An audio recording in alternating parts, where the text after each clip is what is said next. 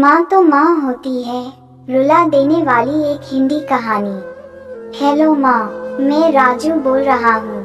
कैसी हो माँ? मैं ठीक हूँ बेटे। ये बताओ तुम और बहू दोनों कैसे हो? हम दोनों ठीक है माँ, आपकी बहुत याद आती है। अच्छा सुनो माँ, मैं अगले महीने इंडिया आ रहा हूँ तुम्हें लेने। क्या? हाँ माँ, अब हम सब साथ ही रहेंगे। नीतू कह रही थी माजी को अमेरिका ले आओ, वहाँ अकेली बहुत परेशान हो रही होंगी। हेलो, सुन रही हो माँ? हाँ हाँ बेटे। बूढ़ी आंखों से खुशी की अश्रुधारा बह निकली। बेटे और बहू का प्यार नस नस में दौड़ने लगा। जीवन के 70 साल गुजार चुकी सावित्री ने जल्दी से अपने पल्लू से आंसू पोंछे और बेटे से बात करने लगी।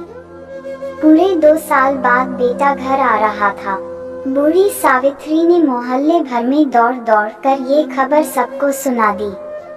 सभी खुश थे कि चलो बुढ़ापा चैन से बेटे और बहू के साथ गुजर जाएगा।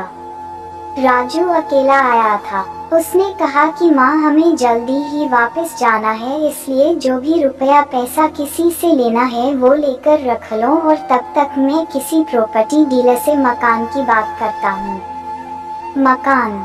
माँ ने पूछा। हाँ माँ, अब ये मकान बेचना पड़ेगा, वरना कौन इसकी देखभाल करेगा? हम सब तो अब अमेरिका में ही रहेंगे। बूढ़ी आंखों ने मकान के कोने कोने को ऐसे निहारा जैसे किसी अबोध बच्चे को सहला रही हो। आनन फानन और औने पौने दाम में राजू ने मकान बेच दिया। सावित्री देवी ने वो जरूरी सामान समेटा जिससे उनको बहुत ज्यादा लगाव था। राजू टैक्सी मंगवा चुका था। एयरपोर्ट पहुंचकर राजू ने कहा, माँ तुम यहाँ बैठो, मैं अंदर जाकर सामान की जांच और बोर्डिंग और वीजा का काम निपटा लेता हूँ। ठीक है बेटे। सावित्री देवी वही पास की बेंच पर बैठ गई। काफी समय बीत चुका था।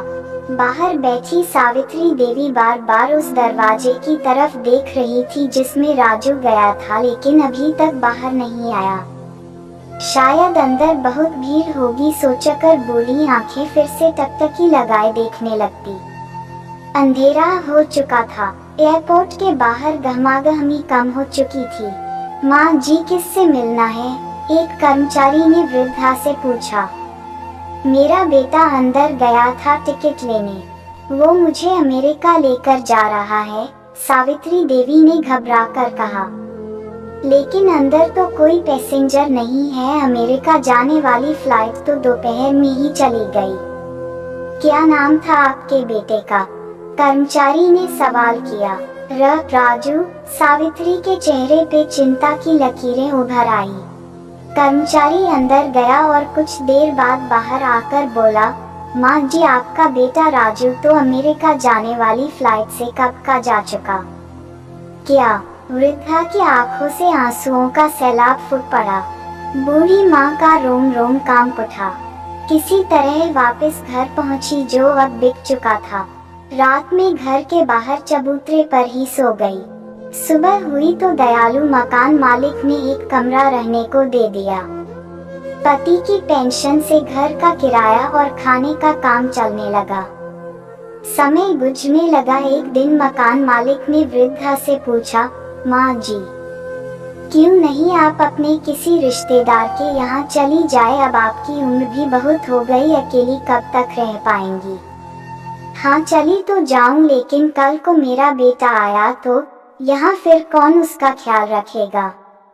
आँख से आंसू आने लग गए। दोस्तों, पढ़े अनाथाश्रम, दिल को छू लेने वाली एक कहानी। विनती, माँ बाप का दिल कभी मत दुखाना।